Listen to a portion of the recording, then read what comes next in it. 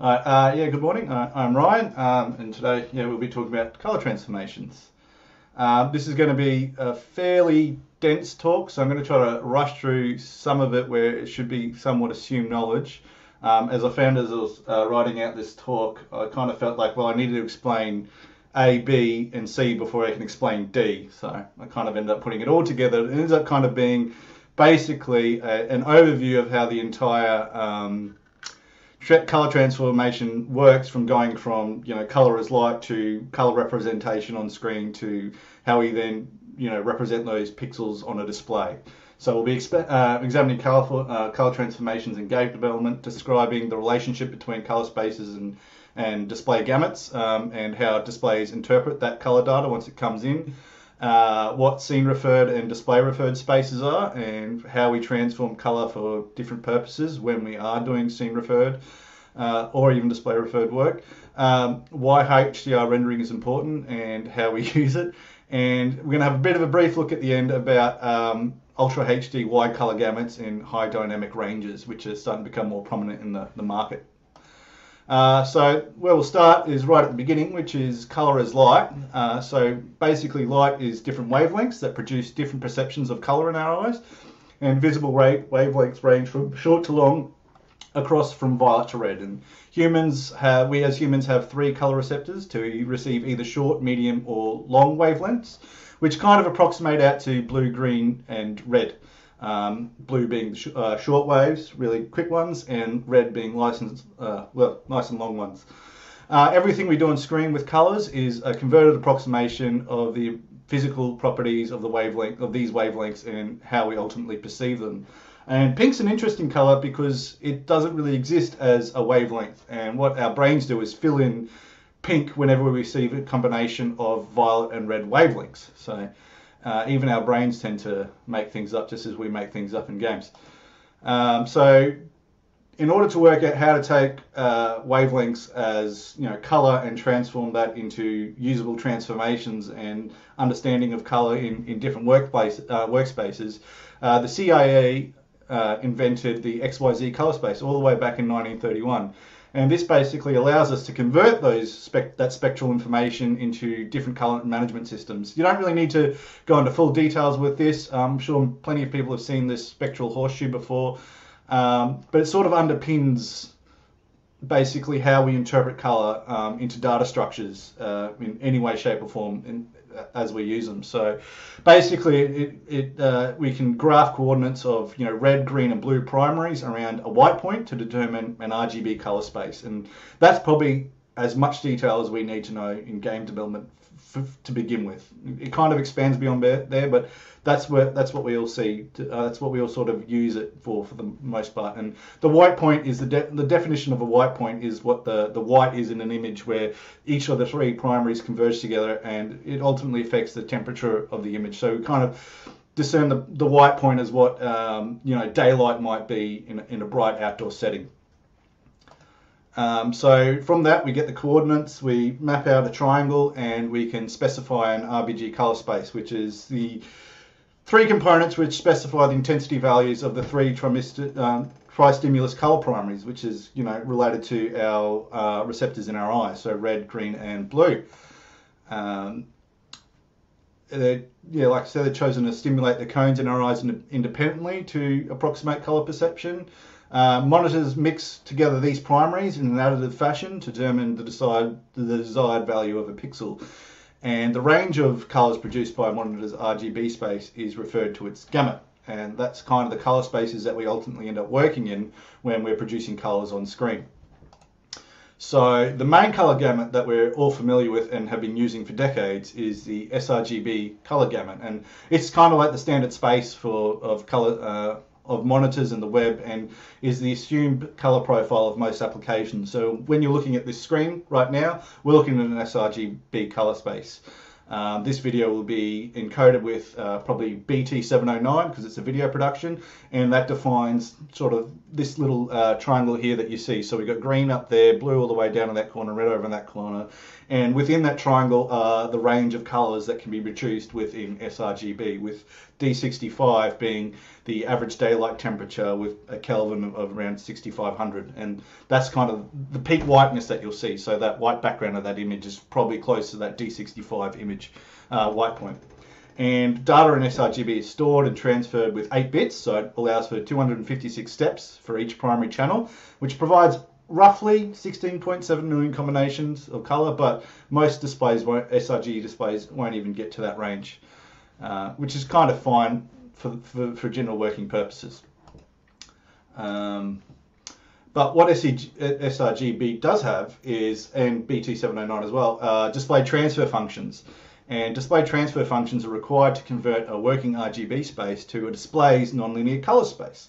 So back in the day when we were dealing with CRTs in both TV and monitors, they had a nonlinear voltage to brightness ratio, which happily coincided with our perception of brightness. And so we have transfer functions required to compress image data and to compensate for the expansion on output. And when the image data is compressed, it's called an optoelectronic transfer function, and that occurs when we finish creating our media, and when that's sent to the display, it uses an electro-optical transfer function to convert back to nonlinear data, to convert from nonlinear bit data back into linear electro signals for screen and illumination. So it can tell each pixel on your display, you should be this much red light, this much blue light, and this much green light, for example.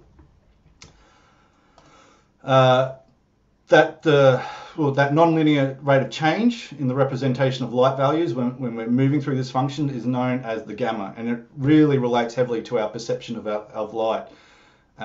Physically, we differentiate between darker tones far better than we do with lighter tones, and this helps with our adaptation to light in any sort of daylight environment, and also how we perceive light at nighttime with far more fidelity. Basically, our eyes perceive an intensity of 0.5 roughly as 0.73, so it's kind of like not so much a double, but it's on a bit of a power curve. And this relationship between our perception and CRT engineering was ultimately a happy coincidence that we've kept up with modern displays. So if you look at these two images, that first range is linear luminance, so those values are going from 0 to 1, each step being 0.1, 0.2, 0.3, and etc. But it looks far brighter. It looks like there's far more information on the white end, whereas the bottom one, which is being compressed downwards in a gamma curve and then decompressed outwards when it's transferring to the screen, looks like an actual linear transfer of light between 0 to 1, but it's actually gone 0.1, 0.2, 0. Yeah. There's far more bits allocated to that the darker area, but we perceive that far better. So those display transfer functions are ultimately referred to as gamma correction, and this is what we're applying to the color values during those transfers to preserve the light intensities. We want greater accuracy for dark values when we're representing on a screen, so we want to convert the intensity of every color through a power function. We store data, so we store color intensities with a gamma correction of 0.45, which is the reciprocal of 2.2, which gives us more bits to the darker area. So in this image here, the bottom line is what we're seeing as the top line is what we're seeing when we gamma correct. So the linear values from 0 to 1 end up moving upwards to slightly higher values as we get as we're close to 0, and curve back towards 1 as we get up to the top, and then the monitor will basically revert that to a linear signal, and we end up with more data stored in the first few bits, more of the dark value stored in a greater number of bits, so we get far more fidelity in those darker values, which allows us to perceive information on screen far better. So that kind of takes us to what's known as display and scene referred spaces. So a display referred space is where we manipulate images after the display transformations have taken place. So once we've applied a gamma correction, we are working in a displayed referred space, and historically games have been developed in this space as they've kind of lacked the ability to transfer to other spaces in the object render pipeline, and God of War 2 back in classical PlayStation 2 days is a good example of this, where it lacks linear tonality across its range of luminance and looks rather overexposed in a lot of its luminance values. And what we end up working with a lot more today is called scene referred space, which is where we manipulate images prior to transformation to a display color space. And this leads us to linear space. So in order to produce physically accurate lighting calculations, we require our intensity values to be in a linear format. When a color has been gamma corrected, its luminosity is no longer physically correct because we're increasing a value in gamma space, because increasing a value in gamma space is influenced by its power function. Linear space essentially removes the gamma correction of input colors, so textures, lights, HDR samples, anything that you're putting into your pipeline, it'll gamma correct by removing the gamma correction. It'll remove the gamma correction prior to performing any shader operation. So in that way, we can have lighting and other calculations now operate with numerical accuracy. 1 plus 1 will equal 2, rather than some sort of amalgamation of 1 plus a value on a power curve. And you can see in this image here how linear space sort of leads for much nicer and sharper values, while the gamma space, we end up with more of a softer tones in the darkness where there shouldn't be, in far more overexposed brightness than the extreme intense values. And this is just another really good example of how the pipeline is shifted. So in a gamma pipeline, we basically take our input color and apply shading directly on top of that, and we end up with some overblown luminance values. Whereas in a linear pipeline, we take our input color, remove the gamma correction, apply shading, then gamma correct again before heading back out to the display, and we end up with much nicer perceptual colors and shading. So gamma correction is applied either by using an sRGB buffer, where we store the data straight into an sRGB buffer, which the GPU driver will automatically do that color correction for us, or we can convert the colors prior to storing in a shader. One tricky part with this is if you tend to do the gamma correction on every single step of the way in a fragment shader, and then you do that multiple times on the same pixel by reading and writing again, you're going to end up doing that gamma correction more times than you need to. So it can often be more effective to control this in post, or just use your final frame buffer or your swap chain buffer as an sRGB texture format. What this also leads to, and another use case for linear space, is when you're modifying a pixel by another texture, and that modification requires numerical accuracy. So for me as a VFX artist and in a lot of my work, I do a lot of dissolve effects. And when you're dissolving a sprite's alpha by another texture, it requires using linear space. Because time, as we understand it, is linear, so we must make sure that a dissolve input is also in linear space. If it's in gamma space, you'll end up with an incorrect animation flow. It'll feel faster at the beginning and slow down towards the end. Other examples of nonlinear texture data formats that we use are metallic maps, normal maps, and roughness maps. These don't require perceptual values. These require data interpretations to calculate for light, light across in different shading operations. So there's a quick example of how that workflow works in Unity, and this is hopefully an example of how the textures are dissolving using linear and a gamma space dissolve. So, is that going to loop for me? No, I'll set that to loop so you can watch it a bit quicker. So on the left there, the blue circle sort of starts off really quickly and then slows down as it gets towards the edge of the image. Whereas in linear dissolve, it's moving at a steady pace across the board. So linear dissolve works really well. If we do want to apply different skews to the time, we can actually then map in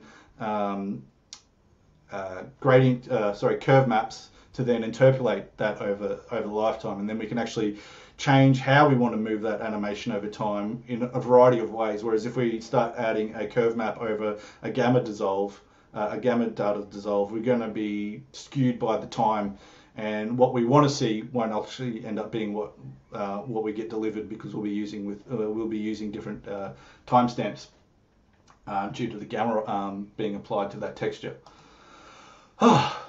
HSL or value, which is hue, saturation, lightness or value respectively, is another color space and is an alternate representation of an RGB space. And this is basically defining, it's a mathematical transformation of an RGB color into perceptual fields that are independent of each other. So when I was talking about monitors adding RGB space together, so you need to add, red with a bit of blue with a bit of green to get a certain hue represented on screen with a certain saturation and a certain level of lightness. This removes that the need to add those colors together to get that final output, and allows you to sort of sort out your hue, then sort out your saturation, and then sort out how much lightness you have in order to define a color. And in authoring colors as an artist, this is often a far more useful space, because once you've got your hue set, you can have far more precise control over the exact amount of saturation and lightness you have in there. This is very common to see in workspaces in Photoshop and other places, but in games development you can have a bit of fun with it too.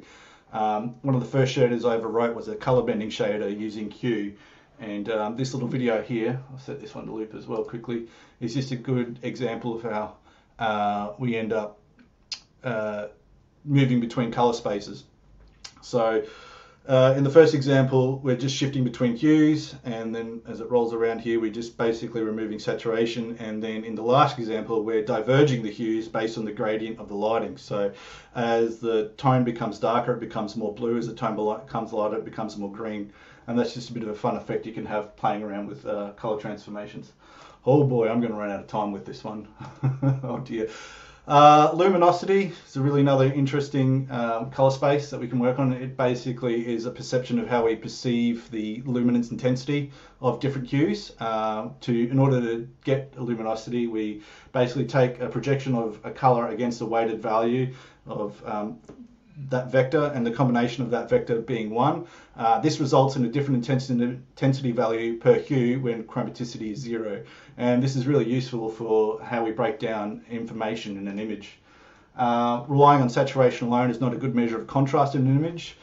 In this video, the derivation of the change in pixel intensity value more closely resembles what we would see in terms of contrast in the real life, so in the real world. So there, when we're finding derivation of the image, we get a lot more edges, but when we do luminance derivation, we only find the edges that we would really consider to be clashing with other aspects of the image.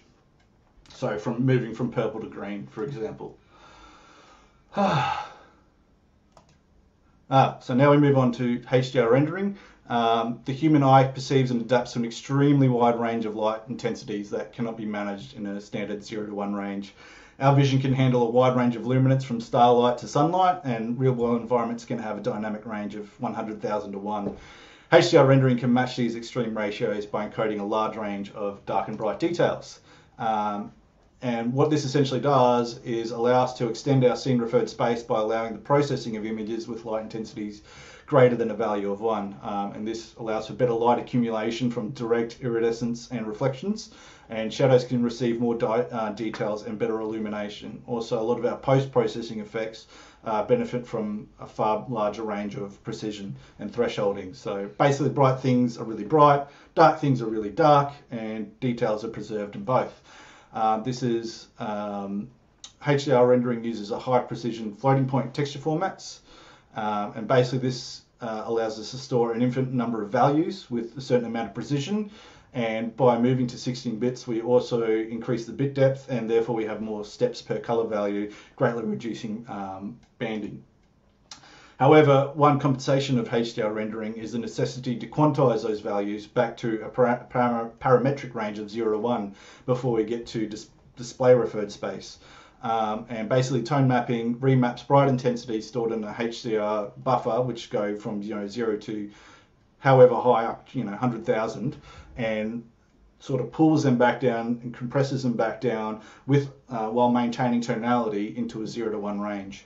And modern tone mapping is derived from an ACES standard, which renders a more cinematic look and preserves physical attributes of light and contrast. And I've got a bit of an example of some tone mapping here, where on the left, with no tone mapping applied, the glow around that Chinese medicine neon sign is really ballooned out and blobby, Whereas once we start using neutral tone mapping, which is basic S-curve, that glow has far more fidelity and smoother, but the saturation on the neon sign is still really red when it should be slightly different hue. Whereas when we start using ACES tone mapping, and I'll get to this hopefully a bit later, we get a far more better representation of the saturation between what the neon sign is doing and looking illuminated compared to the glow around it. Tone mapping can also be a useful tool. While I was exploring a color blending operations earlier in the year, where I'd take certain images that I'd rendered on screen and bloom them out. I was trying to do that operation with basically a Photoshop screen blend. So rather than just basically adding the color back on, I was performing a screen blend, which is this math right here. And what happens when you do a 1 minus operation on HDR value, which can range from 0 to 100,000, you suddenly have 99,999 numbers in the negative, values in the negative, and this can lead to some pretty horrid situations where we've got a lot of negative values coming through here. So the trick was to just perform a quick tone map, a very fast tone map operation on all the colors coming in before the screen operation, and then inverting the tone mapping afterwards. And this technique's seen a lot in certain places when we're trying to use ranges between 0 and 1, especially in a lot of aliasing as well. When we're using post anti-aliasing solutions, you'll find that we need to do a fast tone map and then invert if we want to use the data in a high dynamic range again afterwards. Okay. Now we're up to wide color gamuts, which is sort of an extension of sRGB space. Modern monitors now represent colors and displays represent colors in a far wider range of RGB values. We're basically expanding the location of the primaries on that XYZ spectral locus. Apple has used a DCI-P3 standard since the early 2000s, and this encapsulates most of the color that exists in the real world. Rec 2020 is becoming a popular format as well, and it's wider still and is being used by a lot of modern Ultra HD displays. They still use display transfer functions that have some sort of gamma processing, but they tend to be slightly different and end up having higher precision. You can work with wide color if you choose so, and if your monitor supports it. You can author assets in a lot of applications now that are color managed by your system. Windows is pretty poor at color managing, whereas Apple's are really good at color managing all the applications within it. So as long as you're working in that space, you can then encode that color profile to your assets on export, which can then be read by other applications to basically say, well, this image has a wider range of colors, and we can use that. Just can be really quite handy. This is a quick example of that. So we have an image that I've grabbed from a wide color gamut test site, and I've imported them into Unity, one with a wide gamut profile still, and the other one being converted back down to an sRGB. And there's definitely a difference between the tonalities and the hue values that are being represented in those color balls. However, this can be slightly incorrect, because once we've moved from a wide color gamut to a sRGB gamut in an application that may not necessarily support that profile correctly or is color managed correctly, it'll sort of squash those colors back down, and you'll end up with a bit of oversaturation on the edges. So this sort of workflow hasn't quite been resolved yet, especially as applications aren't quite fully color managed. But I think it's important to keep in mind as we move into the future. I did an interesting test by just taking one of those images earlier, and without any tone mapping, I chucked in a Rec 2020 conversion, and suddenly you can see that the saturation level on that neon sign is in a far better range. And this is an example of how that ACES space is working, and I'll get to that a bit later on. But once you start moving into wider color gamuts, you get a far better representation of the contrast and luminosity of hue values and how they move around in those spaces. So also what we get with a lot of Ultra HD displays these days is a high dynamic range, and HDR displays improve the fidelity of an individual pixel of a screen by offering more color and more brightness.